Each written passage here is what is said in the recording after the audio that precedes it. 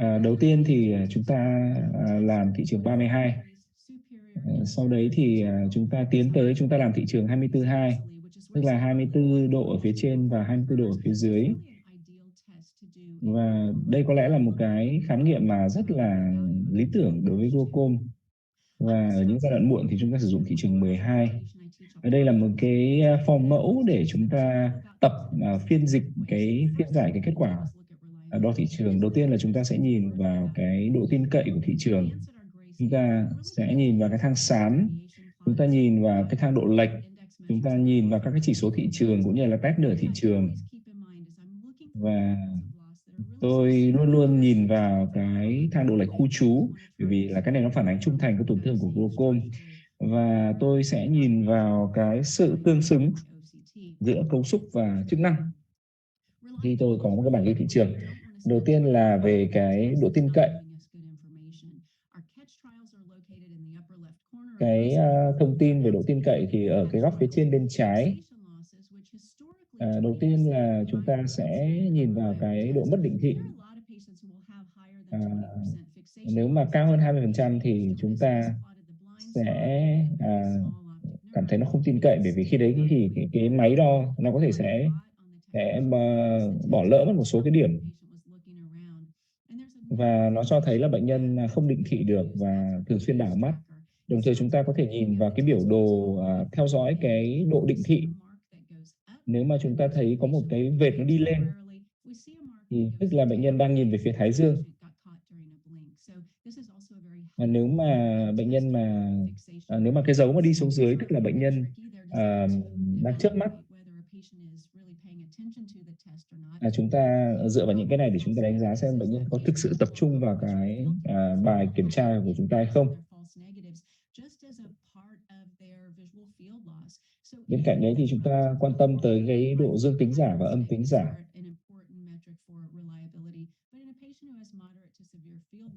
We don't really need to look at those false negatives, and we're going to again rely more on our technician. False positives are the one of the catch trial. Cái độ dương tính giả rất là quan trọng, và cái này nếu mà nó cao quá thì nó thể hiện là bệnh nhân đã quá là phấn khích khi mà làm thị trường.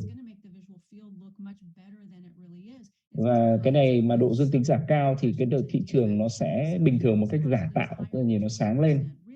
Và nếu mà cao hơn 20% thì tức là chúng ta sẽ không sử dụng được cái thị trường đó. Tương tự như là độ âm tính giả. Đây là cái thang số là đo cái thể hiện cái độ nhạy của võng mạc của bệnh nhân. Đầu tiên là chúng ta nhìn tổng thể vào cái thang xám.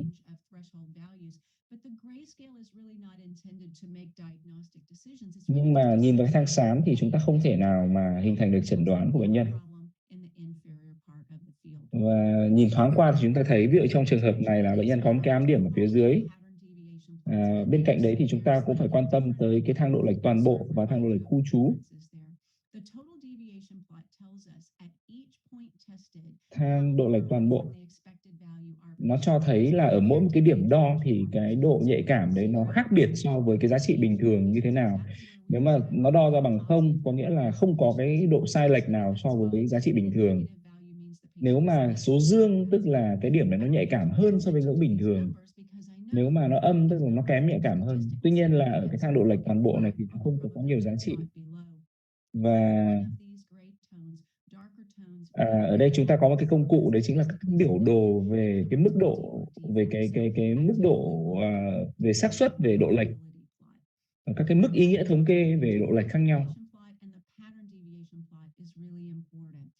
Và mà quan trọng hơn cả cái độ lệch toàn bộ đấy là độ lệch khu trú. Bởi vì là có những cái trường hợp mà bệnh nhân vừa có glaucom và vừa có đục thể tinh, thì đục thể tinh nó sẽ làm giảm tổng thể cái độ nhạy cảm của võng mạc.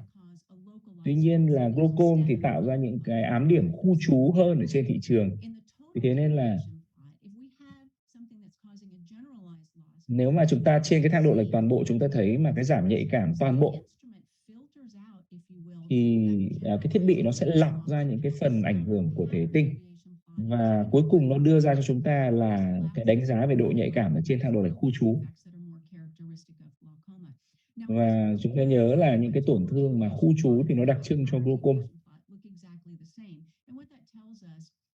Ở đây thì cái thang độ lệch toàn bộ, thang độ lệch khu trú giống hệt nhau. Và vì là bệnh nhân này đã có mổ thể tinh nên là không có ảnh hưởng của được môi trường quang học. Ở đây chúng ta thấy là nó có một cái khác biệt rõ rệt giữa cái thang độ lệch toàn bộ và thang độ lệch khu trú. Ở phần thang độ lệch khu trú chúng ta thấy là bệnh nhân có một cái ám điểm cạnh trung tâm ở phía trên. Và vì là ở những cái lần trước đấy là bệnh nhân chưa có mổ thể tinh. Thế sau đấy khi mà bệnh nhân có mổ thể tinh rồi thì chúng ta sẽ thấy là cái thang độ lệch toàn bộ nó được giải phóng hơn nhiều và nó gần tương đương với thang độ lệch khu trú. Ở ngay phía dưới thang xám mà chúng ta có các cái chỉ số về thị trường. Cái độ lệch trung bình chính là tổng của tất cả các cái độ nhạy cảm này chia theo số điểm thì ra được cái độ lệch trung bình. Và nó thể hiện ra cái mức độ nhạy cảm trung bình nói chung. Cái thang độ lệch khu trú tiêu chuẩn thì nó thể hiện cái mức độ trơn nhẵn của cái đồi thị giác.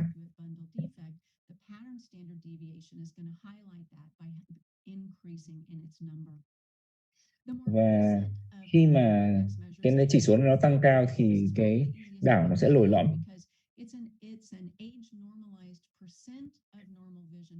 Và cuối cùng là cái chỉ số thị trường thì cái này nó tính theo phần trăm so với lại cái giá trị của tuổi. Và nếu mà VMI là 100% thì tức là cái thị trường này hoàn toàn bình thường. Cái test nửa thị trường của glaucom thì là một cái phát hiện rất là quan trọng liên quan tới glaucom.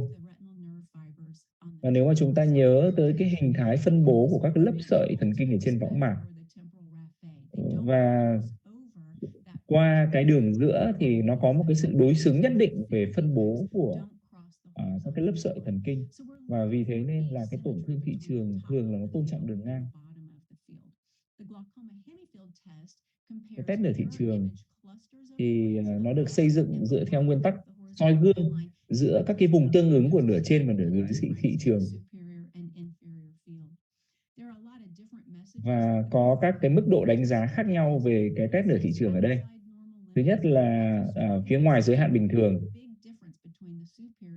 là chúng ta phát hiện có một cái sự chênh lệch giữa cái nửa trên và nửa dưới của thị trường. Và đây là một cái test nhất là nhạy có thể phát hiện ra sự chênh lệch giữa nửa trên và nửa dưới thị trường, tuy nhiên nó không đặc hiệu cho glaucom.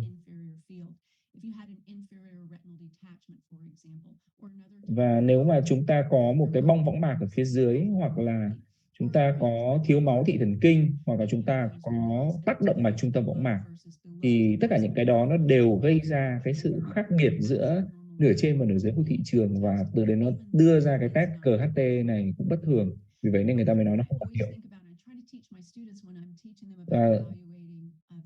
Tôi thì thường cố gắng dạy học trò của mình cái cách nhận diện về cái hình thái của tổn thương thị trường mà nó nhất quán với lại glaucom, kiểu của glaucom. Thường thì glaucom nó sẽ có 3 cái dạng tổn thương thị trường đặc trưng. Nó có cái sự khác biệt giữa phía mũi ở phía trên và phía dưới. Ở đây chúng ta thấy là cái ám điểm hình cung ở phía trên, cái ám điểm cạnh trung tâm là cũng là cái mà chúng ta thường hay nhìn thấy trong bệnh nhân glaucom nhã không cao. Ở đây chúng ta tìm thấy cái sự tương xứng giữa cấu trúc và chức năng. Chúng ta thấy có một cái khuyết viền thần kinh ở phía dưới. Đồng thời chúng ta cũng có một cái vùng khu trú mỏng đi của lớp sợi thần kinh ở phía trên. Và tương ứng với cái khuyết viền thần kinh, cái notching ở phía dưới là chúng ta nhìn thấy cái ám điểm hình cung ở phía trên. Đồng thời chúng ta cũng thấy có một cái tổn thương thị trường rất là nhỏ ở phía dưới, và nó tương xứng với cái mỏng đi khu trú của viền thần kinh ở lớp sợi thần kinh phía trên. Chúng ta thấy ở trong cái ca này là cái viền thần kinh nó dày dặn liên tục cho tới khi mà có một cái khuyết vần thần kinh khu trú nho nhỏ, và cái này nó tương xứng lên cái chiều dày lớp sợi, cũng như là tương xứng lên cái đo cái chiều dày lớp tế bào hạch. Và khi mà chúng ta nhìn trên thị trường, chúng ta cũng thấy nó có những cái ám điểm rất là tương xứng, và cái này thì nó đặt trong cái bệnh cảnh chung của glaucom nhãn áp không cao. Một số các cái sai lầm mà liên quan tới phiên giải kết quả thị trường, chúng ta không để ý tới cái chỉ số tin cậy, rồi thứ hai là chúng ta bị đánh lừa bởi các cái giảm tổn thương, và chúng ta bỏ sót các cái nguyên nhân mà có thể gây tổn thương thị trường ở trong glaucom. Tôi rất là thích cái slide này, bởi vì là trong cái slide này thì nó có nhiều các cái thông tin khác nhau. Ở đây là một cái bệnh nhân mà có cái độ dương tính giả rất là cao, người ta gọi là trigger happy.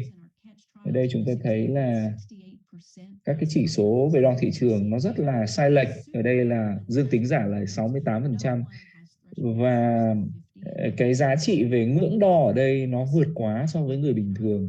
Và chúng ta nhìn thấy nó nhạy cảm đến mức mà cái than xám ở đây nó trắng xóa ra. Và đây là cái phát hiện mà rất là đặc trưng.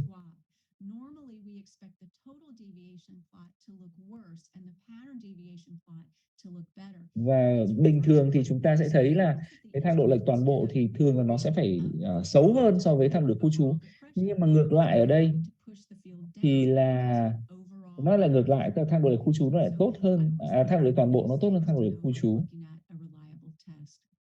Và đấy là những cái key để mà chúng ta biết là chúng ta có một cái bản đo thị trường tin cậy hay không. Bệnh nhân có một cái hiệu ứng gọi là hiệu ứng học thuộc. Khi bệnh nhân làm nhiều, các bệnh nhân sẽ có một cái độ nhạy cảm nhất định khi bấm nút.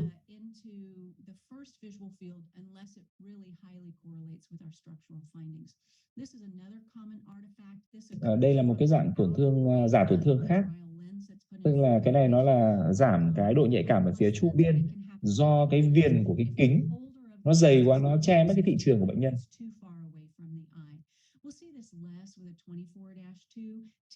Cái này thì nó ít gặp hơn ở thị trường 24/2 so với thị trường 32. Và chúng tôi thường giải quyết bằng cách cố gắng là để đặt cho cái lens của bệnh nhân nó gần với mắt bệnh nhân hơn, thì sẽ tránh ảnh hưởng của cái viền kính. Cái nguyên lý của cái chiến lược SITA là nó sẽ bắt đầu tìm từ 4 cái điểm của 4 góc thị trường. Và nếu mà bệnh nhân bắt đầu tìm 4 cái điểm đầu tiên rất là tốt, nhưng sau đấy bệnh nhân mất tập trung, thì sẽ có 4 cái điểm rất là bình thường, nhưng mà xung quanh thì đen kịt. Và cái này thì nó cho thấy là bệnh nhân bỏ cuộc, bệnh nhân không muốn làm cái thị trường này. Và một cái vấn đề khác đấy là bỏ sót các cái nguyên nhân mà có thể gây tổn thương thị trường. Ở đây chúng ta thấy có thị trường bất thường ở phía mũi. Có vẻ như là bệnh nhân có một cái ám điểm hình cung ở phía trên. Tuy nhiên, ở đây thì bệnh nhân có một cái chấn thương của hậu cực, tổn thương của hắc võng mạc từ khi bệnh nhân còn trẻ, còn nhỏ, thế nên là nó tương xứng với cái tổn thương thị trường ở phía trên. Và tôi quay lại với thị trường 12. Nếu mà khoảng 15 năm trước, thì khi mà chúng ta nói về thị trường 12, thì cái giảng dạy kinh điển là chỉ khi nào mà cái thị trường 24/2 nó chuyển sang cái giai đoạn trầm trọng, thì lúc ấy chúng ta mới sử dụng thị trường 12. Và cái này nó rất là mất thời gian, bởi vì là bệnh nhân chắc chắn là không thể nào đáp ứng với những cái điểm đấy rồi, thì không nên là mất công nữa. Và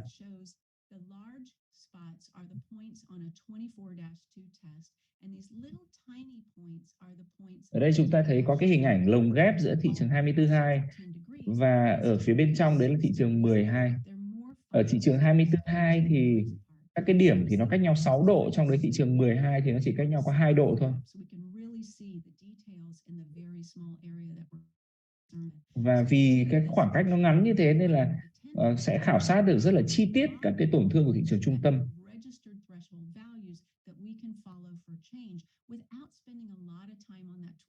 Và với cái thị trường 12 này thì chúng ta có thể tập trung vào theo dõi các cái tổn thương trung tâm hơn là chúng ta mất thời gian cho cái thị trường 24/2.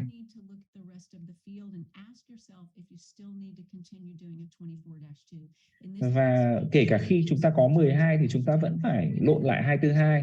Và chúng ta đặt dấu hỏi là có cần thiết chúng ta phải làm tiếp thị trường 24/2 nữa hay không? Ví dụ như trong trường hợp này là bệnh nhân này có một cái tổn thương tiến triển của cái ám điểm ở phía dưới. Ở đây thì chúng ta đặt ra cái vấn đề về vai trò của thị trường 12 trong chẩn đoán sớm tổn thương thị trường glaucom. Và chúng ta biết là trong glaucom thì hoàng điểm tổn thương tương đối sớm.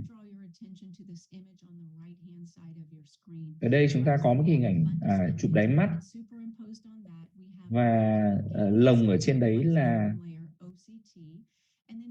cái hình ảnh về đánh giá về tế bào hạch. Ở cái chỗ đó là cái chỗ mà mật độ của tế bào hạch dày đặc nhất. Và cái tế bào hạch ở chỗ này thường là nó tổn thương rất là sớm trong glaucom. Và phóng chiếu lên thị trường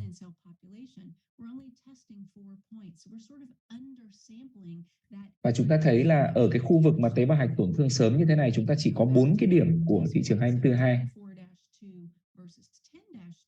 So với thị trường 12 thì cái mật độ điểm nó dày đặc hơn rất là nhiều.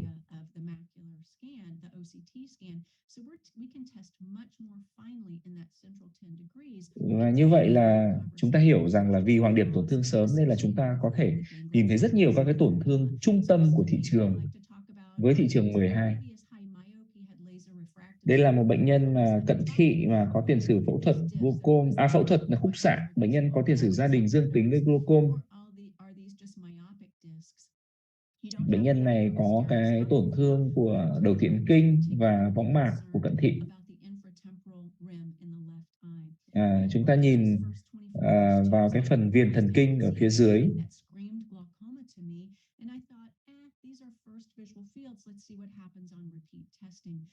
Ở đây là cái thị trường đầu tiên của bệnh nhân. Và khi tôi nhìn vào OCT, chúng tôi nhìn vào cái về tế bào hạch, chúng tôi nhìn vào lớp sợi. Chúng ta thấy có một cái điểm tổn thương ở cạnh trung tâm tương xứng với cái vị trí tổn thương của tế bào hạch và của chiều dày lớp sợi. Và khi mà tôi chuyển thêm sang thị trường 12 thì rõ ràng là có một cái vùng tổn thương tương đối ở khu vực 10 độ. Và cái câu hỏi đặt ra là liệu là chúng ta có nên làm thị trường 12 trên tất cả các cái bệnh nhân glaucom giai đoạn sớm hay bệnh nhân nghi ngờ glaucom hay không? Và câu trả lời của tôi là không nên. Nếu mà bệnh nhân mà có cái thị trường 24/2 bình thường nhưng mà có một cái nghi ngờ bất thường trên cấu trúc thì chúng ta sẽ phối hợp thêm với thị trường 12 để chúng ta sàng lọc cái tổn thương sớm vùng trung tâm. Và bây giờ thì hiện tại là thị trường Humphrey thì nó có một cái dạng test mới, nó gọi là thị trường 24/2C, thì là phối hợp giữa thị trường 24/2 kinh điển cộng với lại 10 cái điểm nhạy cảm nhất với glaucom của thị trường 12. Một nửa phía trên, 5 điểm phía trên và 5 điểm phía dưới. Và cái dạng này là cái dạng test mà gần như là test lồng ghép, test phối hợp, vừa đánh giá về độ rộng và vừa đánh giá về độ khu trú.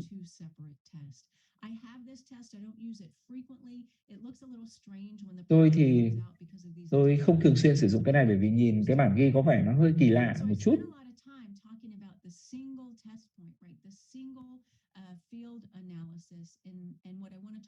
Là tôi đã nói rất nhiều về cái phân tích bản ghi đơn SFA. Và cái phần mà nói về tiến triển thị trường là một cái mà phải nói là cực kỳ khó. Chúng ta nói tới cái mức độ dao động giữa các cái lần làm và kiểm tra khác nhau.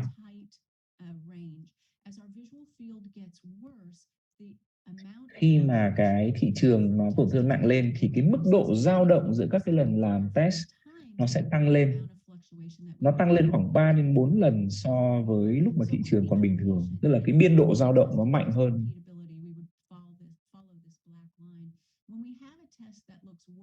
nếu mà khi mà chúng ta có một cái kết quả thị trường tốt ấy, thì chúng ta sẽ đi theo cái đường màu đen, đường tuyến tính màu đen. Và đánh giá dựa vào các cái vùng này chúng ta sẽ xem được cái thị trường nó có tiến triển hay không.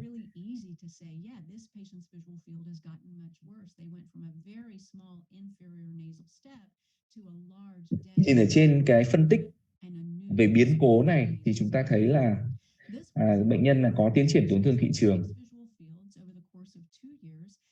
Và trong cái trường hợp này thì bệnh nhân có 6 lần làm thị trường trong 2 năm. Một số thì cho rằng là cái thị trường này nó có tiến triển. Một số thì lại bảo là cái này ổn định, không tiến triển. Một số thì không chắc chắn. Chúng ta có thể nhìn vào cái ngưỡng, thế nhưng mà nếu mà cứ so ngưỡng của từng điểm một thì rất mất thời gian. Chúng ta cũng có thể nhìn vào cái biểu đồ về xác suất. Chúng ta cũng có thể nhìn vào các cái chỉ số thị trường MD/PSD. Ở đây thì nó hơi dao động một chút.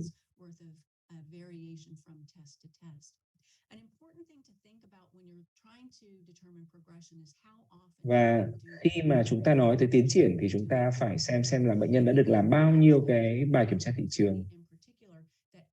Chúng ta đã có rất nhiều các nghiên cứu về chủ đề này, và một trong những cái đó chính là OTS, là thử nghiệm về điều trị tăng nhan áp.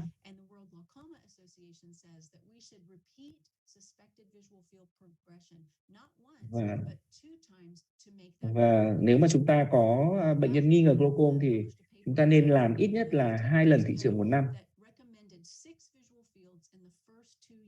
Và có một cái câu hỏi đặt ra là nếu mà làm 6 lần thị trường trong 2 năm đầu tiên thì cái này liệu nó có thực tế hay không?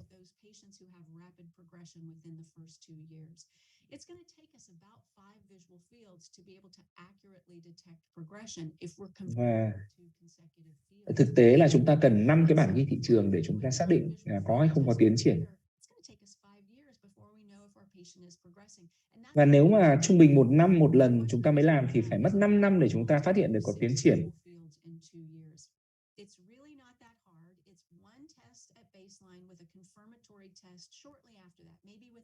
Và để mà được như này thì chúng ta sẽ có một cái lần làm đầu tiên.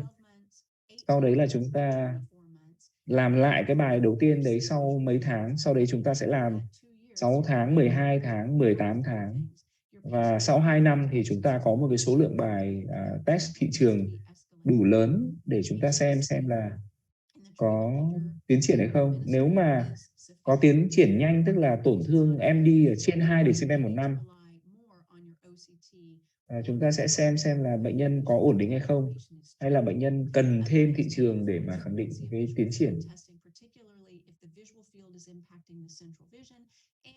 Và chúng ta cần phải làm nhiều hơn nếu mà cái tổn thương thị trường nó phạm vào vùng trung tâm. Và tôi sẽ nói về cái phần mềm GPA.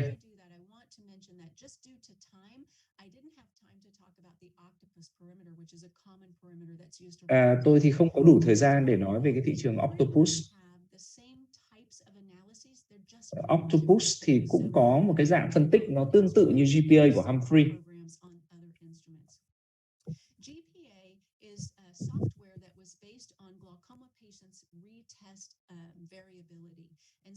Cái này là một cái phần mềm đánh giá dựa vào nhiều lần làm bài thị trường của bệnh nhân.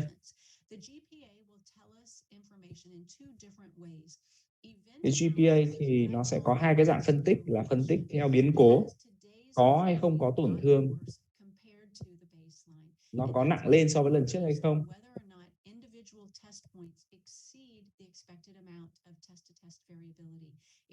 Và cái vấn đề ở đây là cái kết quả đo của lần sau ấy, liệu là nó có bị vượt quá với cái ngưỡng dao động giữa các lần làm test hay không. Nếu nó vượt quá thì tức là nó khả năng là nó có tiến triển. Và cái mức độ vượt quá ấy nó được thể hiện qua các cái dạng hình minh họa, là cái hình tam giác, nửa đen nửa trắng, đen kịt hoặc là trắng, hoặc là hình chấm đen. Nếu mà cái hình chấm đen này là nó có rõ ràng là nó có cái sự giảm đi của cái độ nhạy cảm ở tại cái điểm đó. Và về cái phân tích xu hướng thì nó sẽ trả lời cho chúng ta về cái mức độ nhanh, cái tiến triển này tiến triển của thị trường này nhanh hay chậm. Đây là một bên là chúng ta có cái phân tích theo xu hướng, một cái bên là phân tích theo biến cố. Ở đây chúng ta chỉ có một số cái điểm mà nó vượt quá cái mức độ dao động cho phép giữa các lần làm test. Và một cái tam giác nửa đen nửa trắng là cái mức độ vượt quá nó lại nhiều hơn so với cái tam giác màu trắng. Và phân tích tổng thể thì cái phần mềm nó trả lời là không có tiến triển của tổn thương thị trường.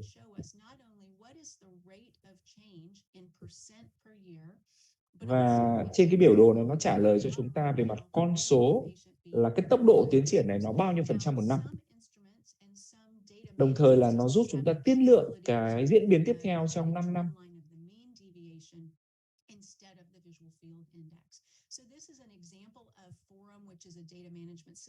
Đây là một cái ví dụ về forum.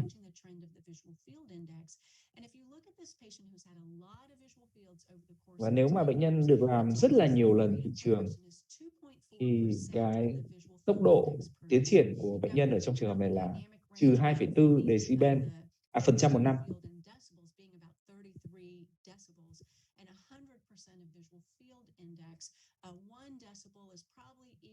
About 3% per year, or 3% of the visual field index. So this patient is not. Và như vậy trong trường hợp này thì có vẻ như bệnh nhân này không thực sự đang tiến triển.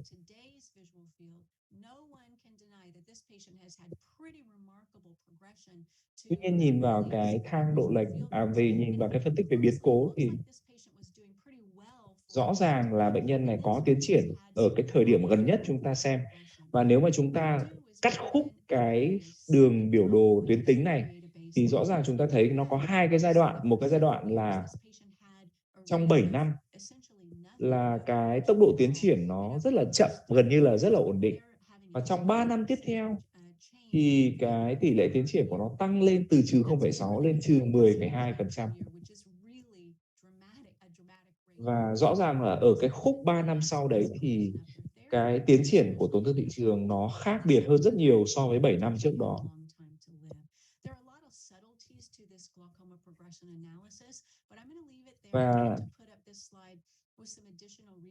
Và đây là một số các cái tài liệu mà các bạn có thể đọc thêm về thị trường. Có một cái cuốn về thị trường của hãng Zeiss. Ngoài ra thì một số các cái nguồn tài liệu khác của AAO và của Iowa. Và tôi dừng cái bài của tôi ở đây. Và tôi sẽ quay trở lại với lại xin cảm ơn về cái bài trình bày và rất nhiều thông tin hữu ích. Một trong những cái điểm quan trọng cần nhớ. So that anybody can go to the cybersite website, watch specific sections, go back and repeat.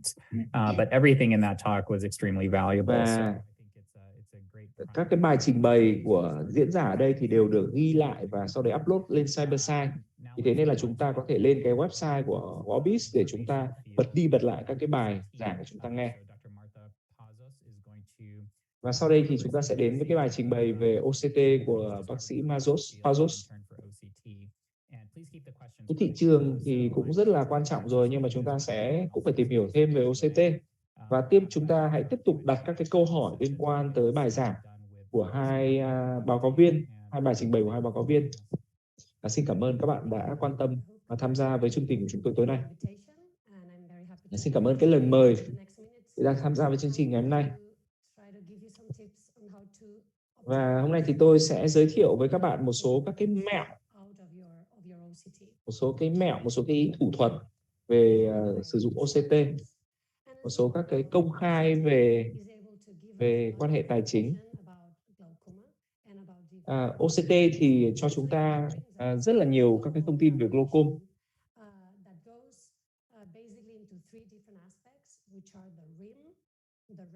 Chúng ta có cái viền thần kinh, chúng ta có chiều dày lớp sợi và chúng ta có cái tế bào hạch của vùng hoàng điểm.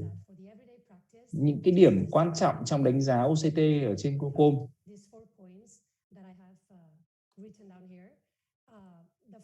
Thứ nhất là về cái chất lượng của cái bản chụp OCT.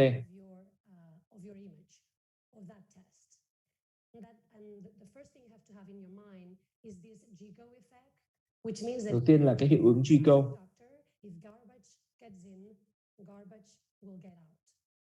Tức là nếu mà cái đầu vào là rác rưởi thì đầu ra cũng là rác rưởi. Đầu tiên thì chúng ta phải xem về cái giả tổn thương. Ở đây chúng ta có thể là có cái green DZ hoặc red DZ. Đây là hai cái tình huống mà chúng ta đều có thể đã từng nghe. Cái green DZ đơn giản chỉ là cái âm tính giả.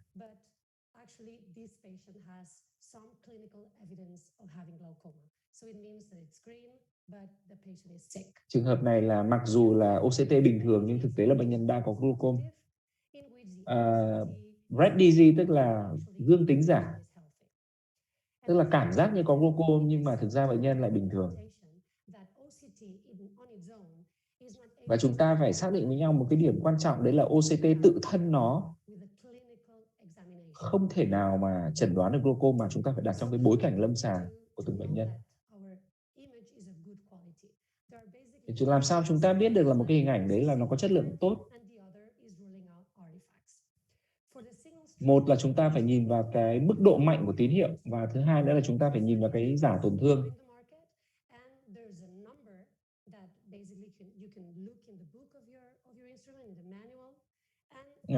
Mỗi một cái dòng máy khác nhau thì nó có một cái ngưỡng tín hiệu tối thiểu để chúng ta có thể tham khảo trong các cái sách hướng dẫn.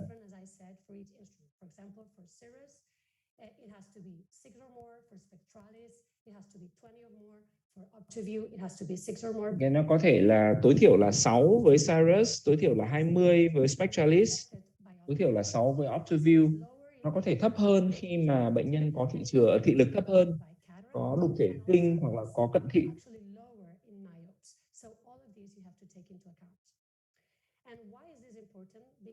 Tại sao cái này nó lại quan trọng? Vì nếu mà chúng ta có một cái bản chụp mà có cái mức độ tín hiệu thấp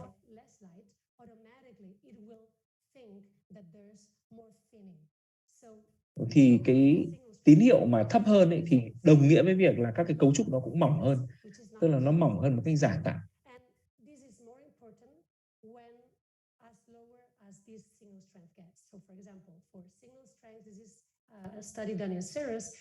Ở đây là một cái nghiên cứu. Nếu mà cái mức độ tín hiệu mà từ 3 đến 6 thì ảnh hưởng nó nhỏ. Nếu mà nhỏ hơn 3 thì nó có cái mức độ ảnh hưởng trung bình.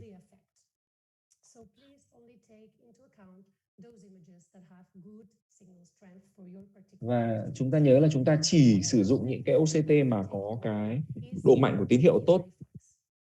Bên cạnh đấy là chúng ta phải chú tâm về cái vấn đề giả tổn thương. Nó có thể xảy ra trong khoảng từ 15 đến 46% các cái bản ghi.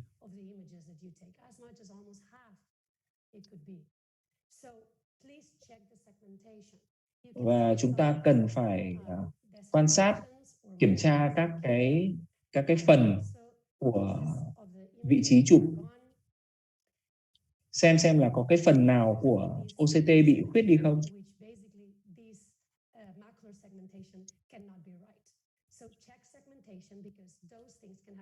Chúng ta kiểm tra các cái phần khác nhau, các cái góc chụp khác nhau. Và với cái lớp sợi thì thường là chúng ta sẽ gặp là cái lệch tâm của cái lớp sợi. Một cái giả tổn thương khác đấy là nó có thể tạo ra bởi cái màng trước võng mạc. Và như vậy là nhắc lại một lần nữa là chúng ta chỉ sử dụng các cái bản OCT mà có chất lượng tốt. Đầu tiên là một cái trường hợp mà có nhãn áp 16 và nhìn như thế này thì chúng ta có nghi ngờ bệnh nhân có glaucom hay không. Đây là một cái ví dụ điển hình của cái red DZ. Ở cái phần phía mũi này có vẻ như là mỏng đi. Nhưng mà ở đây là chúng ta thấy là nó có một cái bong dịch kính sau tương xứng đúng với cái vị trí mà chúng ta chụp. Và như đấy là chúng ta có một cái mỏng đi giả tạo của cái lớp sợi ở phía mũi. Và trên cái biểu đồ phân phối ấy, thì chúng ta thấy là cái độ dày bệnh nhân là đi tịt xuống cái phần màu đỏ. Và chúng ta thấy là chiều dày lớp sợi thần kinh thì không bao giờ là bằng 0 cả. Nên nếu chúng ta thấy có một cái kết quả như thế là chắc chắn là giảm tổn thương. Đôi lúc chúng ta sẽ thấy những cái hình ảnh như thế này. Khi mà bệnh nhân có glaucom, ở đây chúng ta thấy là có tổn thương ở vùng trung tâm. Chúng ta nhìn vào các cái lớp khác nhau thì chúng ta thấy ở phần trung tâm bệnh nhân này có phù hoàng điểm do đái tháo đường. Nên là ở phần hoàng điểm ấy, thì tất cả mọi thứ nó đều có thể xảy ra, nên là chúng ta phải kiểm tra các cái lát cắt khác nhau. Ở đây là một cái ví dụ khác. Ở đây là chúng ta thấy cái chất lượng tín hiệu rất là thấp.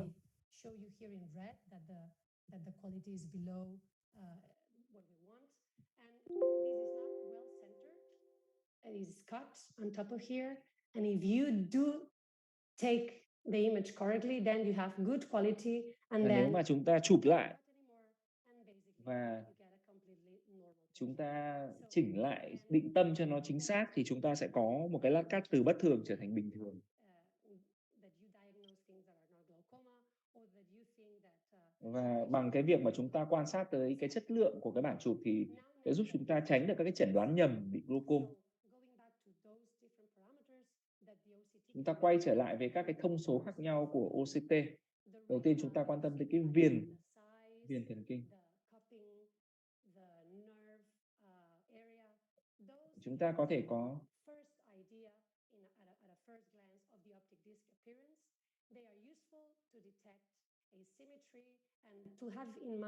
chúng ta có nhiều các cái thông số về viền, về thể tích đĩa, về lõm đĩa.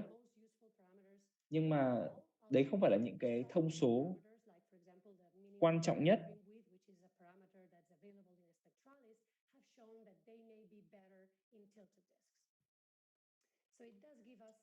Và cái viền thần kinh ấy, thì mới là cái thông số quan trọng, đặc biệt là ví dụ trong spectralist nó có một cái về độ rộng của viền thần kinh. Đây là phân tích về cái lớp sợi.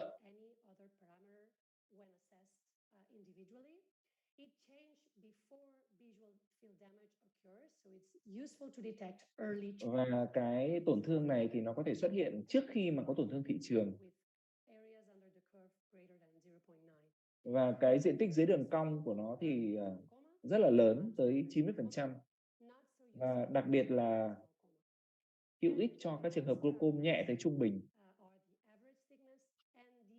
Các cái thông số hữu ích ở đây chính là cái chiều dày trung bình và chiều dày ở phía dưới.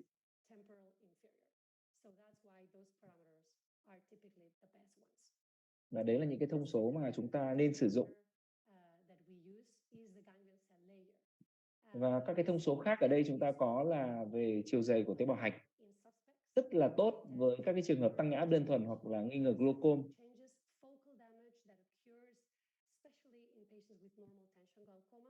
Trong cái glaucom nhã không cao là chúng ta có thể có cái tổn thương khu trú của tế bào hạch.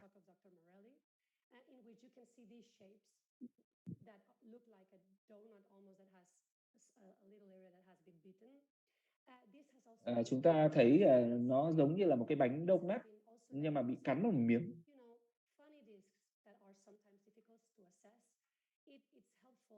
Trong một số các cái trường hợp mà cận thị cao hoặc là cái gai thị bất thường thì phối hợp với lại cái đánh giá tế bào hạch cũng là một cái công cụ rất là tốt.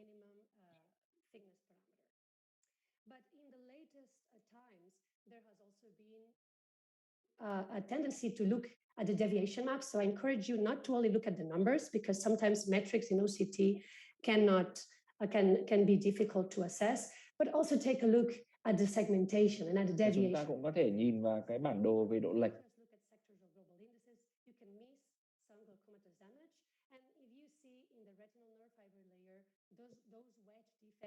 This is very likely a glaucomatous damage.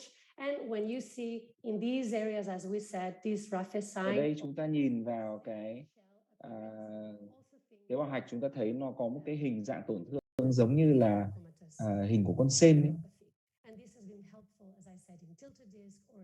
Và tôi xin nhắc lại là cái này nó rất là tốt trong các cái trường hợp mà gai thị nghiêng hoặc là khó đánh giá. Và rất là quan trọng khi mà chúng ta phối hợp các cái thông số để chúng ta có một cái đánh giá nó tốt hơn.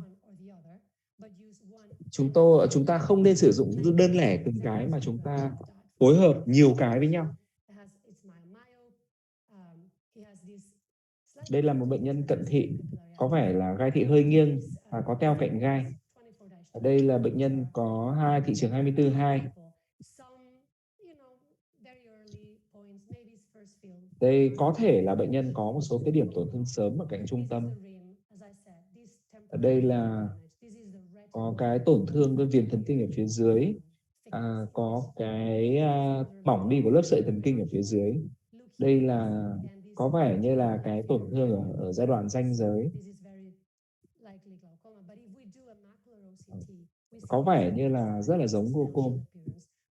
Và khi mà chúng tôi phân tích tế bào hạch thì chúng tôi thấy có cái dấu hiệu giống như hình con sên, Raphe.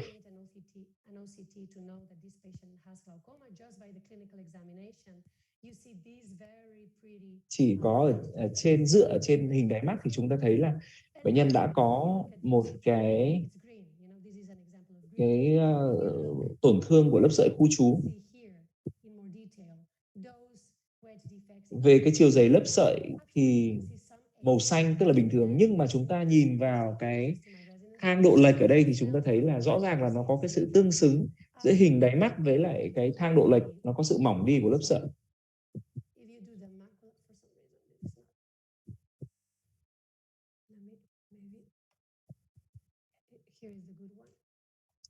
Sorry about that.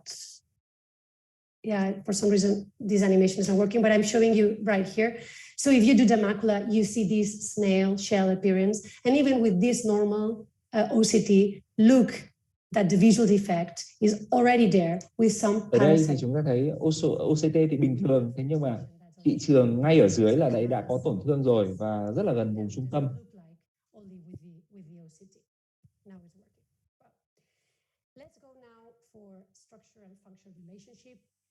Chúng ta cũng quan tâm tới cái sự tương xứng giữa tổn thương cấu trúc và chức năng.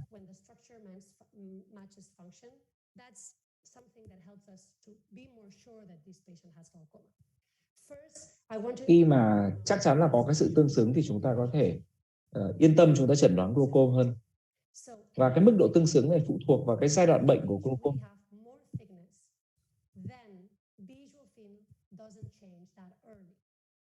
Khi mà chúng ta cái lớp sợi nó còn đủ dày thì thị trường không thay đổi mấy. Và ở giai đoạn nặng thì OCT nó chạm tới một cái giai đoạn nó gọi là hiệu ứng nền, floor effect. Tức là ở đây thì không còn cái gì để đo nữa và đã mất đi toàn bộ cái lớp tế bào hạch rồi. Thì ngay kể cả khi lúc này thì thị trường vẫn cung cấp được thêm cho chúng ta rất nhiều thông tin giá trị. Vì thế nên là ở glaucoma giai đoạn nặng thì chúng ta sẽ dựa vào thị trường nhiều hơn.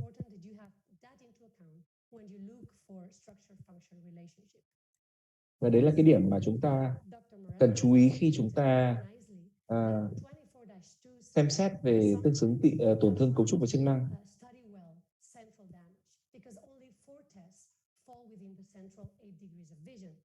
Và chúng ta thấy là nếu mà xem hoàng điểm là cái vùng tổn thương sớm trong glaucoma thì cái thị trường 24/2 nó bỏ sót rất là nhiều. Đây là một trường hợp mà bệnh nhân nữ 55 tuổi và có lõm đĩa và có nhãn áp 16. Và chúng ta thấy là có khuyết viền thần kinh ở phía thái dương dưới. Và chúng ta nhìn vào tổn thương thị trường thì thấy nó cũng không đáng kể. Tuy nhiên là khi chúng ta nhìn vào cái thang độ lệch và đồng thời chúng ta đối chiếu cả với cái tế bào hạch.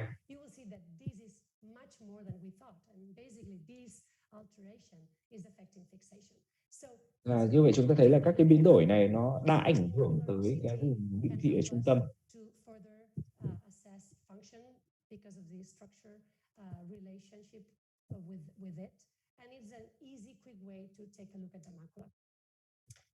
Và cái phần cuối cùng chính là đánh giá về cái thay đổi của cấu trúc theo thời gian.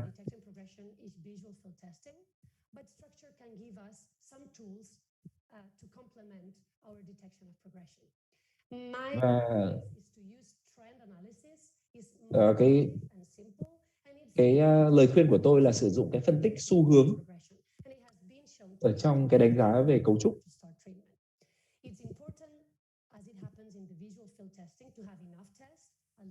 Và chúng ta cần ít nhất là 5 cái lần đo OCT trong 2 năm. Bởi vì đó là cái cách để mà cái thiết bị đấy nó có thể dự đoán cho chúng ta cái tiến triển của tổn thương. Và cái lời khuyên của tôi là sử dụng chiều dày lớp sợi là cái hữu ích nhất.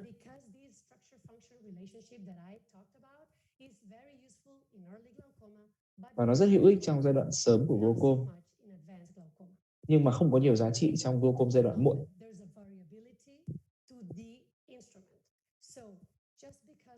Nó có một số các cái mức độ thay đổi, các cái bước chuyển.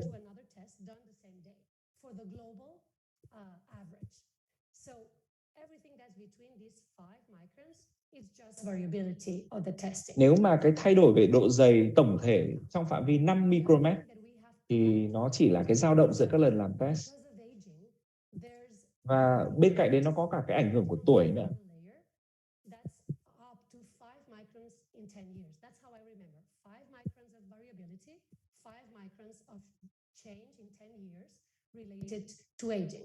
Và cái mà tôi nhớ đấy là cái dao động trong khoảng 5 micromet và dao động trong khoảng 5 micromet với cái 10 năm tuổi khi mà già đi. Và đấy là cái mức độ trung bình mà chúng ta có thể mất đi về mặt sinh lý.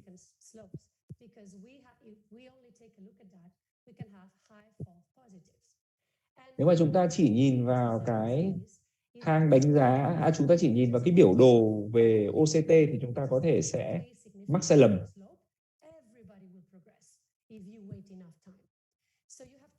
Và nếu mà chúng ta đợi đủ lâu thì tất cả chúng ta đều có sự mỏng đi của chiều dày lớp sợi.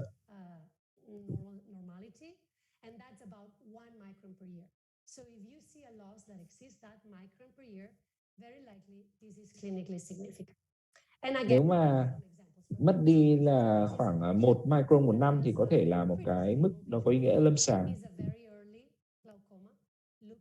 Đây là glaucom ở giai đoạn rất là sớm. Có một số cái điểm, thế nhưng mà thị trường thì bình thường.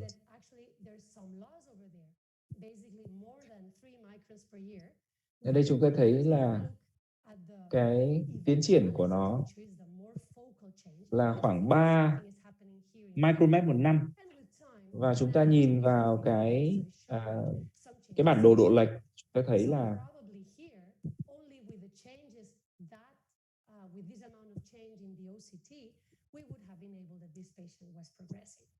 có vẻ như là bệnh nhân này có tiến triển. Thì về cái tế bào hạch thì như thế nào? Nó ít nhạy cảm hơn so với chiều dày lớp sợi trong phát hiện tiến triển ở giai đoạn nặng.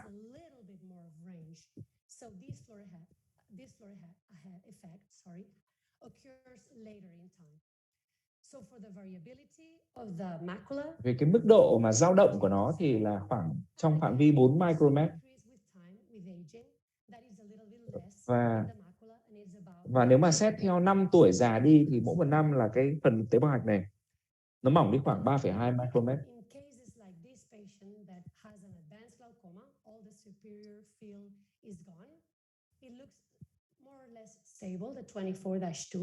Cảm giác ở đây là chúng ta nhìn thấy nó hơi ổn định một chút. Chúng ta nhìn vào chiều dày lớp sợi thì thấy nó bình thường. Bởi vì là đang ở cái hiệu ứng nền rồi. Nhưng mà nếu chúng ta chuyển sang cái chiều dày của lớp sợi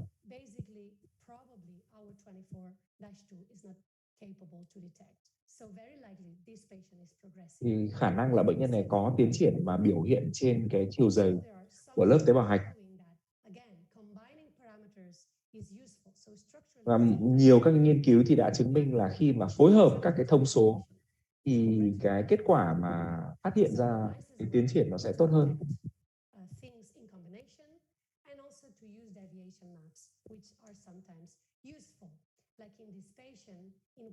Trong trường hợp này thì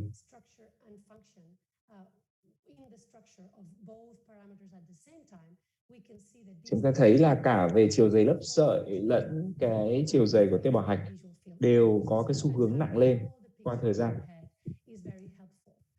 Và chúng ta có một cái bức tranh tổng thể về tất cả các thông số thì sẽ tốt hơn. Đây là những cái thông điệp cuối cùng rất là quan trọng.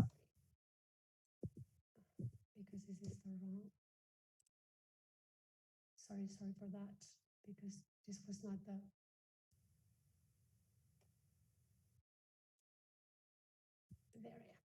Sorry.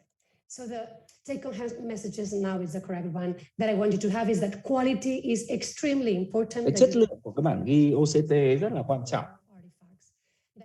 Và đồng thời chúng ta phải loại bỏ các cái giả tổn thương. Và phối hợp các cái thông số khác nhau để đánh giá cấu trúc là cái cách khôn ngoan nhất. Và cái tương quan giữa cấu trúc và chức năng phụ thuộc vào mức độ nặng của glaucom. Và chúng ta phải đánh giá về cái tiến triển đấy dựa vào cái mức ý nghĩa ở trên lâm sàng.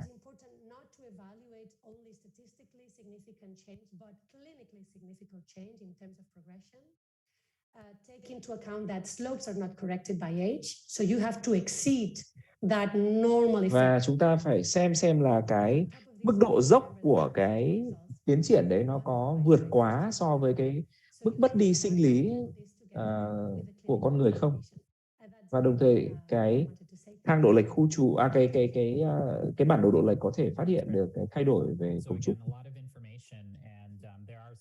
Và chúng ta có rất nhiều các cái thông tin ở đây, đã có một số các cái câu hỏi.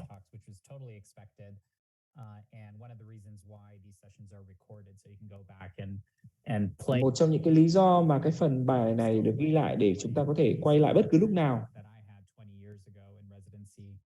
Some of the questions that came up in the Q&A, I had to look up just now. Some of the basic stuff that we don't think of, and a lot of us went through some of the basic training with other medical techniques. So one of the corollaries that I think of is when you're looking at an EKG, right, and you're trying to figure out heart pattern, you get so good at it, you look and you say this patient's fine or this patient's having. Số những cái khám nghiệm. And so when you're looking at a nerve, even if you're looking at one nerve and not comparing to see if there's a difference between the two sides, sometimes you can just tell, even without a notch, there's something about the nerve that is saying, look more closely. And that's part of the art of what we do with eye care, right? So I have a bunch of questions that I have listed. I'm going to try and go through as many as possible, but I would encourage the audience to continue to put questions into the Q&A. I've answered about 35 or so of the questions that came through. So, and then when it got to things that I wanted to discuss live, I left it for this part of the discussion. So thank you again to both of you. Really great talks. And I'll go back and myself, I'll listen to this, and my residents I know will go in and take a look as well. So I'm going to start off with a very unfair question to both of you. Great. That's a great way to start it, right? Yeah. So there were some questions that came in from a couple of different audience members about, hey, this is great if you have access to a visual field in an OCT, but if you're in an area that is resource limited, what can you do? So for both of you, and maybe we can start off with Danica about this, if you were going to a low resource area and you were doing clinical care in that area, how would you approach glaucoma care differently in those areas? It is a bit of an unfair question, but I served on a panel one time where they said if you were on a deserted island and you could have one instrument, what would it be? And I said, well, I'm going to ask for two, and it's going to be a slit lamp with a tonometer and a 78 diopter lens. I think no matter what we talk about visual fields, no matter how interested we get in OCTs, our first shot at answering the question about whether a patient has glaucoma is to look at that optic nerve and look for those characteristic changes. And these other things are, sort of supplementary. And I recognize resources are different. I work in an urban clinic in Houston, Texas, and I have some patients that have lots of resources. And I personally have lots of resources in my clinic, but some patients don't have insurance or they can't afford the care. And so there's no doubt that we have to modify what we're doing for the given situation. But I think that we will never be able to throw away our interpretation of the optic nerve. Yeah, totally agree. Yeah. Marta, what do you think? I totally agree with Danica. And I always try to teach to my residents that this is a glaucomatous neuropathy. So you need to look at the nerve. Mm-hmm. It's just like, being a heart doctor and not listening to the heart, it doesn't make sense. So this is the first thing, and nothing is going to substitute this. As Danica said, these are complementary tools that are very helpful that, especially for maybe tricky cases, which are not the rule, can help. But if I only had to have one thing, it would be to looking at the nerve, for sure. So I'm going to agree with both of you. I think most clinical practices, clinicians who are trained in doing eye exams have access to some sort of tool to look at the optic nerve. And even those tools can be very expensive depending on where you are. But I think that's sort of the bare necessity of diagnosing and following, being able to access the optic nerve, whether it's direct or indirect. In the future, it would be really nice to have access to less expensive tools that leverage artificial intelligence that can then look at the optic nerve and then tie in what the system might have learned from looking at visual field and OCT along with that optic nerve. So, my dream, and one thing we're working on here at the university, is to be able to get a system with an algorithm that is so trained that you can look at the optic nerve and predict the OCT and predict the visual field just by looking at that. And that can be done with minimal expense once the system is trained. So I'll also say this, that CyberSight has an AI tool where clinicians from all over the world, depending on some of the regulatory aspects, of course, that play into it, can upload photos of the optic nerve or the retina, and you can get expert opinion as well through some of the clinicians that work with CyberSight. So that's another tool that I'll throw out there if you don't have access to all the fancy, diagnostics that we use. Speaking of fancy diagnostics, one thing that came up briefly is 24-2C from a visual field standpoint. We had a few questions on that. I'll start off by saying that in our clinic, we have 11 glaucoma clinicians along, with our adjunct faculty. Everybody will do things slightly differently, right?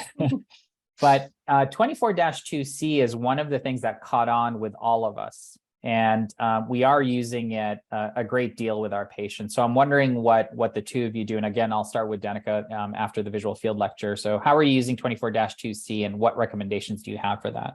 Yeah, I would say I'm early in my learning curve, simply because we had 4 units that didn't have that capability. We replaced one. Now we've replaced a second. So, depending on where the patient has their visual field run, I may not be able to get it. I'm still learning how to look at it, right? It looks strange. It looks like the paper got, skewed in the printer because of those strange little circles in the middle. I think it is a really valuable tool. I think we struggle a little bit with trying to decide, do we do a 24-2 or a 10-2? I was at a meeting where I can't remember who said it, but they said, a 10-2 is a missed opportunity at a 24-2. And so, you're hedging your bets when you run one or the other. And so this kind of almost hybrid, not exactly, but kind of hybrid, is really nice, because I do see those macular changes on OCT pretty frequently. And I think you may be able to pick them up a little bit earlier. So my goal is to adopt it a little more frequently now that I have 2 instruments that do it. Okay. Marta, what do you think? Do you have access to 24-2C? Yeah, we have it, and we've been using it, and I'm a little bit like you. We're using it more and more, you know. I think that's good in those patients in which you really think that you may find, even before the ganglion cell layer is affected, you know, if you have a patient with normal tension glaucoma, I will clearly go for that. And then if I see a point there, then I will maybe study further with a 10-2. But that's very helpful because you really catch easily some, you know, paracentral early damage that you would have missed, and you don't need to do, you know, one test and then the other test. So we sometimes, we do this more and more, even for screening. Yeah, so same here. And one of the questions that came through that I thought was a really good question about 24-2 potentially being too fast. Will some of the patients actually get overwhelmed with the speed? And I had that worry initially. There are some patients who cannot handle a 24-2C, in which case we take them back to 24-2 and those patients do fine. There is a flip side to that where 24-2 might be too slow and fatiguing for many of the patients. And the faster algorithm, while it might miss on some levels, will actually allow patients to be more alert during the testing, and the quality of the information that you're getting will be good. Now, there are some subtleties that probably go beyond this discussion about making sure that you don't tie in the VFI or the progression of 24-2C directly with 24-2. A 10-2 is still going to give you a ton of information from a central standpoint that 24-2C isn't going to give you. But I think it's telling that our entire faculty have switched over to standard 24-2C, and the other tests are actually the exception now. So it's a really important point. Not everybody has access, but I think it'll increase as people renew their machines. You're going to get more and more access to it. Go ahead, Danica, sorry. That faster algorithm, that's the only way that the 24-2C is available, is faster. And for patients who have a long history of doing just, excuse me, C to standard or C to fast test, you know, I always have that little worry when you transition them. But I think if you tell them, look, this test goes faster, you need to be really alert when you're doing it, they kind of, I think most of my patients have been able to handle that transition. But I do tell them, especially if they haven't done visual fields before, I don't mention it, but if they've done the other strategies, I tell them, look, this is designed to go much faster. You're going to have to sort of eat your Wheaties and be ready to, you know, be ready to go on this one. Yeah, I prescribe coffee before my 24-2. Yeah, they have to be, I was going to say the same. They have to be awake. They have to be awake. I love it when my patients come in and they say, sorry, Dr. Cook, I fell asleep during this test. It's like, I can tell. Yeah. I didn't know. But on the other hand, it's also faster. So some patients really think that it's a long time to do the test. So it's also good for those patients. Yeah, and just a general comment here for everybody listening in that's seeing patients, once every couple of years, take a visual field test. Don't take the 24-2C and have your patients, you know, use it unless you take it yourself first, so you can see the differences, because then you can communicate it much better. So when we have residents and fellows rotating, we actually ask them to go ahead and do the test so that they can get an idea. One of the subtleties with visual field in glaucoma is patients with poor vision who are coming in and have a baseline poor visual acuity.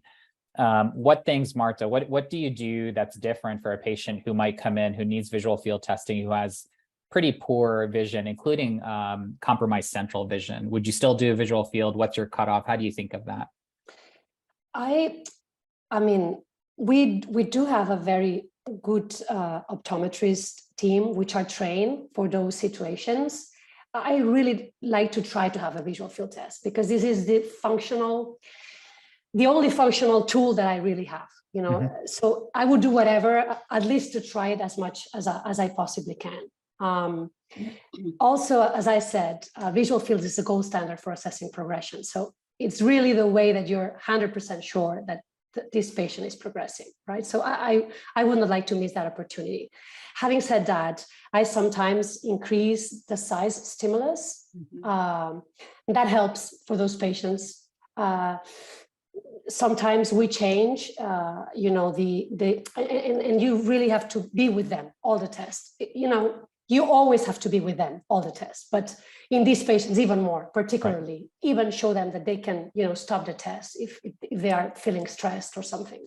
But those will be my ways of doing this. But I think you really need to work together with your optometrist team closely, so we are on the same page. Yeah. Danica, what do you think? Yep. Yeah, we'll switch to a size 5 target if you're getting very low values on the 24-2. A pearl I learned from a neuro-ophthalmologist that I worked with a long time ago was if your patient can count fingers, they'll be able to see a size 5 target. And so if they can't count your fingers, you're not going to be able to get any kind of an automated perimetry test done. But if they can count your fingers, but they have a lot of really low values on their size 3 target, or if they have poor Snellen acuity, they can probably do a size 5, and there's actually better repeatability with a size 5 than with a size 3. And so while you lose your ability to do progression software, you can still follow a size 5 visual field over time for change. It just requires it's a little more cumbersome to detect that change. Yeah, I think those are all great pointers. One thing that we don't talk about as much is the differences between kinetic and static testing. Mm-hmm. We don't do the kinetic testing as much as we used to. It really depends on a technician running it that is very good, but the communication and the actual interaction between the person administering the test and the patient can bring out some findings that you're not going to get from the static testing that we're more accustomed to. So that's another thing that I throw out. It doesn't always help, but in certain patients, going from static back to kinetic or to kinetic, a lot of my patients have never taken the kinetic test, and seeing if you get something out of that would be good. What if a scenario that came up in a few of the questions, what if you have disagreement between, what if the two of you are arguing and there was disagreement between the visual field and the OCT?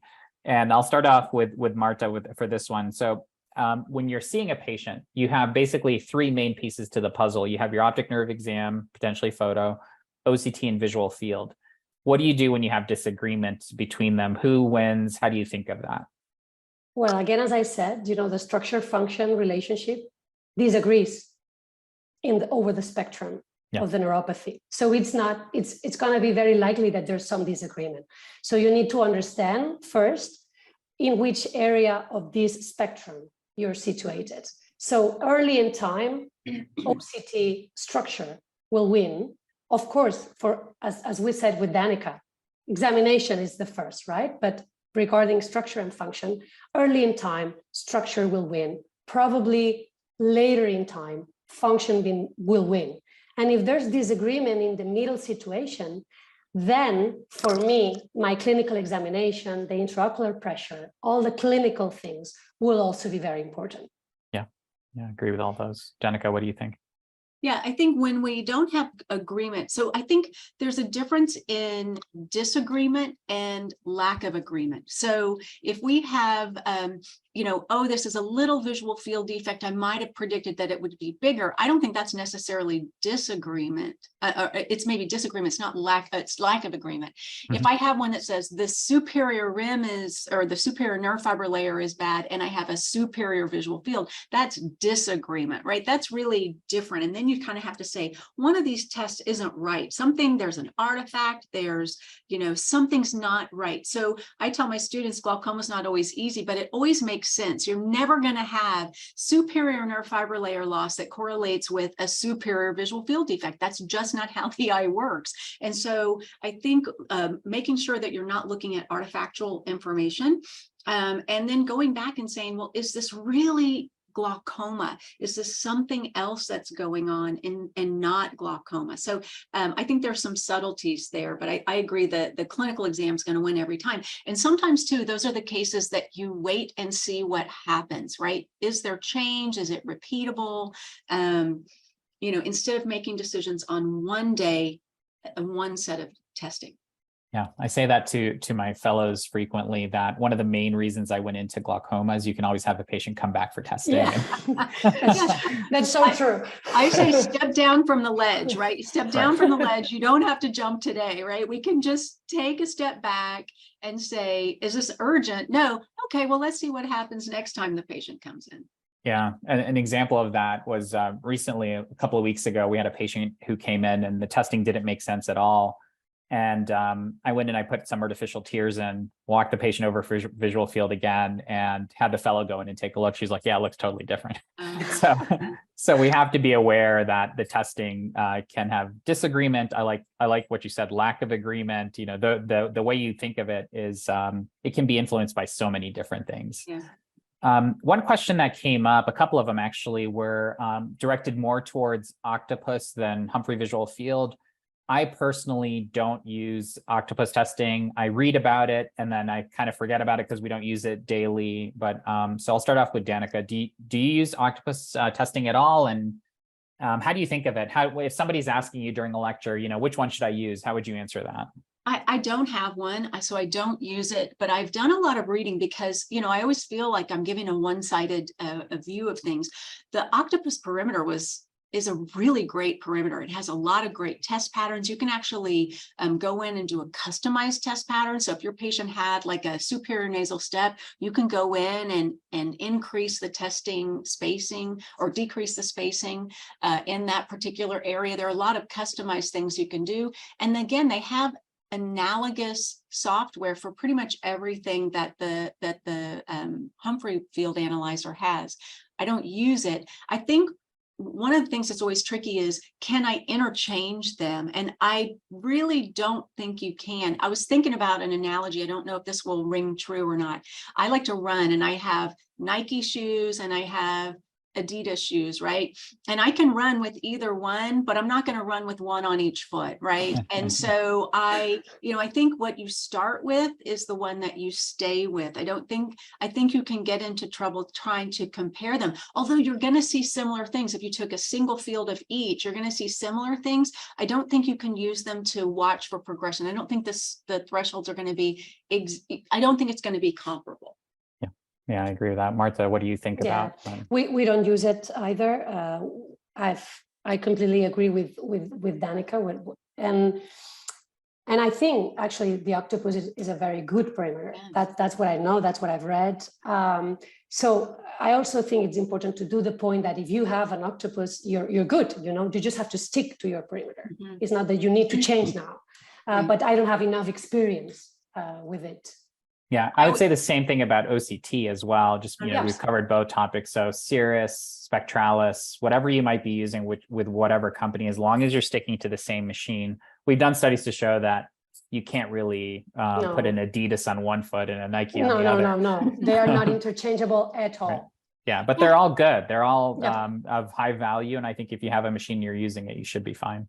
And I do think it's really critical to learn everything you can about your instrument, right? So I always say, love the one you're with. Like, I'm not going to tout one instrument is better than another, but whatever you have, learn everything you can about it. What are the subtleties? What are the pitfalls? What are the benefits of the instrument that you have or that you're considering purchasing? Because they're all good instruments. You just got to figure out the best way to use the one you have. Right. Exactly. Yeah. I mean, you need to know your quality. You need to know how we measure things, because it's not exactly the same. Sometimes the parameters, for example, for the macula, some instruments measure the 3 layers, some of them measure only 1 layer, some of them measure. So you just need to understand, and then to specifically know how to look at your device. How does your device checks for progression? It's fun, just use your device. And as you said, take out the most of your particular device. Yeah, I think one big challenge for industry, it's always a tough discussion to have, but the cost of the machines. If there's a way to have sort of like we do for cataract machines, where we have, you know, maybe a simpler grade that can travel with the surgeon, and then there are more complicated machines. If we can have more cost-efficient visual field and OCT testing capability, that's, I think, a big challenge. I know some companies are trying to address that, but it would be good to see so that more clinics have access to it and can build up a database around those machines. One question that came up was, we can show everybody's age by recognition of these terms. You know, GDX is something that's not talked about anymore. HRT. So I was in training during the GDX HRT OCT war, right? So they were. I was resident at that point, so I was there. Yeah. Right. Yeah, and I did my fellowship with Joel Schumann, who was one of the inventors of OCT. But his clinic always had GDX HRT. We did all 3 tests on all patients. It was part of his research. And when I first moved to Colorado, I was determined to get an HRT. I had it in my clinic. I used it along with OCT, and then woke up one day and HRT was no longer being renewed from a software standpoint. GDX fell to the wayside for multiple reasons. If people have access to those machines, which I don't think are being serviced, at least the GDX I think is completely offline. Did we lose anything by losing GDX and HRT, or is it just kind of progress and we have OCT now and it's doing just fine? I'll start off with Marta with this one after the OCT talk. So how do you think of those two things? HRT, GDX. Yeah, so GDX I think is out, and I don't think we have lost a lot. Basically, what it did, it was measuring thickness indirectly, because actually it was like a birefringence thing, so it was not true thickness. It was, yeah, an idea of a function, but it turned out that it was not as much as it had to be. So GDX, it's fine. I was worried a little bit at the beginning with HRT, because actually I liked the progression analysis. I think the progression analysis by HRT was very good. Yeah. I did my fellowship with Jack Tioffi. He was an HRT man, as you know. And at the beginning, some of my patients, when we still had the two, that I had a lot of information for a long time with HRT, I was still doing some HRT to them. I think that now currently all these changes and evolutions, I mean, the OCT now is much better than the OCT then. I think that now we have these pseudo histology images, that you can see. I mean, soon we will see with adaptive optics, maybe even the little ganglion cells, Yeah. I'm sure now OCT is better, but at some point HRT was very good. And if there's some people out there that's following a patient with HRT, I think that the important is your analysis over time. So this information is of some value, at least for me. I think the biggest thing we lost was all that time that we had, all of those exams that we had. Those are gone. That didn't transfer to any other instrument. And I think the companies have gotten better about having newer instruments be backward compatible, because I think at the end of the day, what we're looking at is, has this changed, and has it changed at a rate that's alarming to me? Do I need to amplify my therapy? And when I actually really liked the GDX, but then when we went strictly to OCT, for a while we were doing both, and then we went strictly to OCT. And it's like, I have years of information on this patient on GDX. I don't have that anymore. So I think the main thing we lost was, those individual patients' back data. And it's just one of those things you say, well, I don't have it, and I have to start from scratch. Yeah.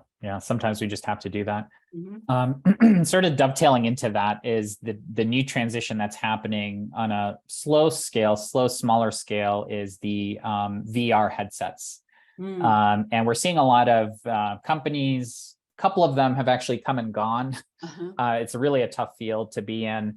And it's mostly been centered on visual field testing, but there are goggles now that are being introduced on a very early level that can do OCT, or tabletop sets that can be, taken to the home or rented out.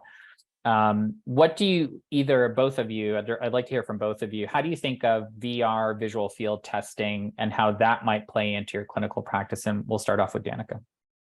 So I will disclose that I have not used one. I don't have one available to me. I have sat in on some seminars, some sort of consulting advisory board panels with a couple of different instruments. And I think that there's a lot of appeal, right? It's small. You don't have to go into a dark room. You can do it in any place. It's fast. Patients accept it really well. At this point, I don't think we have enough good data that we're going to be able to follow glaucoma patients over time. I think it would probably be good for a screening. You might even could get a threshold test, although I think the dynamic range is not as large as with a traditional visual field unit. So I can imagine that in a place where you're trying to quickly identify, you need something that's quick, you need something that's maybe inexpensive.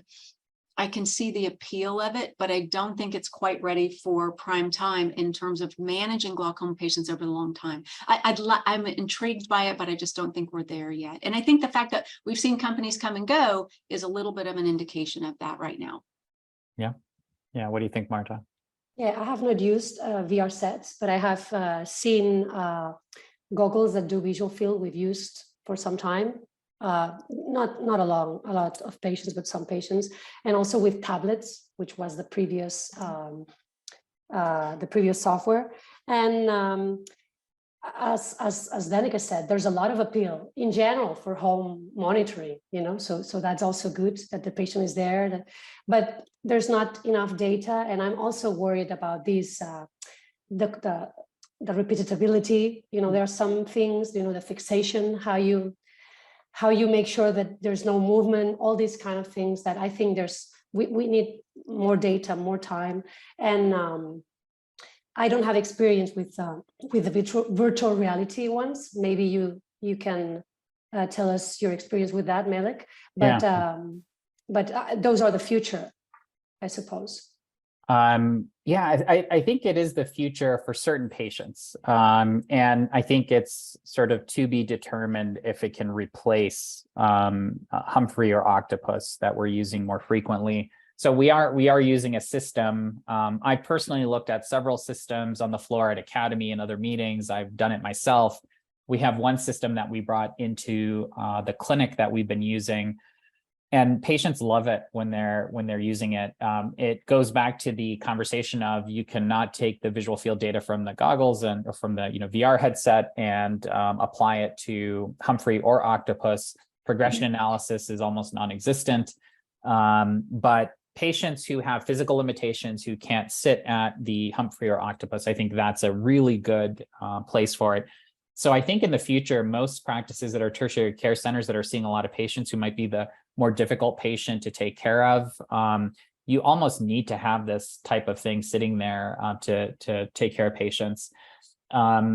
The other thing that I think is going to start happening is you'll start seeing some of the companies sort of go by the wayside, and you'll start seeing the survivors sort of build up and getting the normative database. And the other place where I think this is going to shine is in screening. So if you're taking this out into low resource areas, if you're in the middle of nowhere and you have a couple of goggles, I think it'll be very effective in screening patients. So for the sake of time, I'm going to go to a couple of questions that I think might be more rapid fire. One of them is about normative databases. So if you're looking at OCT in kids, for example, where we don't have a pediatric normative database, Marta, how do you think about seeing, let's say the patient is 12, maybe got diagnosed with ocular hypertension, probably because they were squeezing during the test. How do you look at them for OCT and use of OCT in that patient population?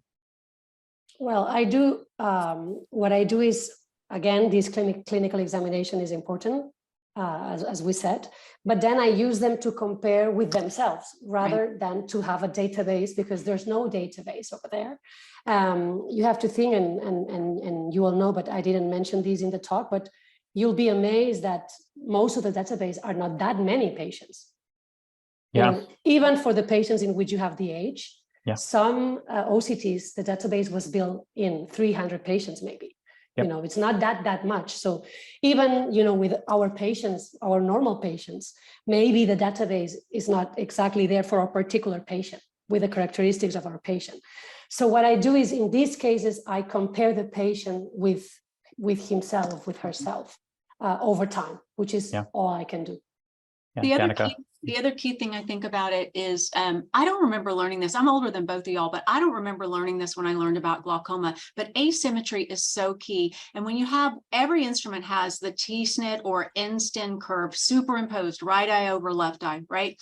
We don't have normative databases, but we can see asymmetry, right? And so that would be a really key thing to look at, because asymmetry is hallmark in glaucoma, right? Left asymmetry, top bottom asymmetry in your nerve, in your field, in your OCT. So that would be one other thing that you could look at. I think it's worth getting because you will be able to track changes over time, but you just know what your limitation is when you're using it.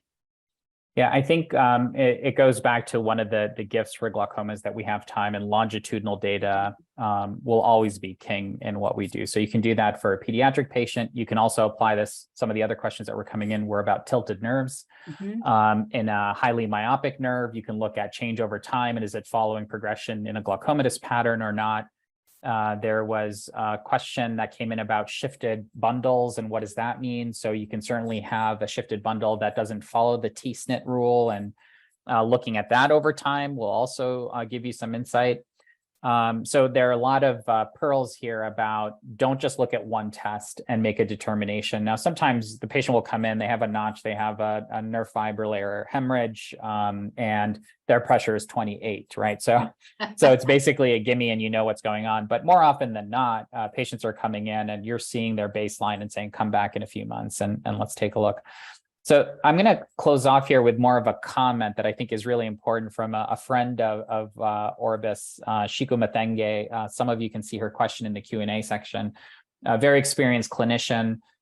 She is on the retina side of things, but is taking some time to listen to some glaucoma discussions, which I'm very appreciative. But she put a question in here about, we talk about representation data in AI, but not necessarily with visual field and OCT. How representative is the normative data target with based interpretations in these gadgets? So in visual field and OCT, which is exactly what you just touched on. So this is a big problem that we need to address. And I'm getting sort of on my soapbox to talk about this. We talk about getting less expensive devices like visual field and OCT that we can use in low middle income countries, use it globally, but we can't forget about representative data. And we can go as basic as intraocular pressure. The normal range that we follow is based on very few patients who, in most cases, when you look at the data, we're mostly Caucasian, right? So we're not looking at a wide range of patients. And it's exactly the same thing with visual field and OCT, where if you take this machine and you go into sub-Saharan Africa to use it, the normative database is not representative of that population. So the fix for that is longitudinal data. And I'll keep saying that you don't go by one test, you can follow over time. I know our time is up here. It's already the half hour point. So we've gone for about an hour and a half and we've learned a ton. I thought both of your talks were amazing. I'm going to go back and listen to both once it's up in a few hours on CyberSite. So to the speakers, I'll say thank you. Hopefully we can do another session. I learned things like comparing some of what I do to wearing a Nike on one foot, Adidas on the other. I will be using that in some of my lectures, and I will not attribute it to you. I'll say it came off the top of my head. And Marta, I know you're very busy and you've been traveling recently too. So thank you for making time in your busy day and giving an excellent talk that I thought covered a lot of the basics. To all of those who are listening in on Zoom, please go to CyberSite, not just for this talk, but for many others, the library that's in there, all of the courses that you can take. We have textbooks that are in there in PDF format that you can also download and use for free. So please enjoy that. Write in any questions also on CyberSite and we can get to some of those. So thank you to the speakers. Thank you to all of those who Zoomed in today, and have a good rest of your day wherever you are in the world. Thank you very much. Bye.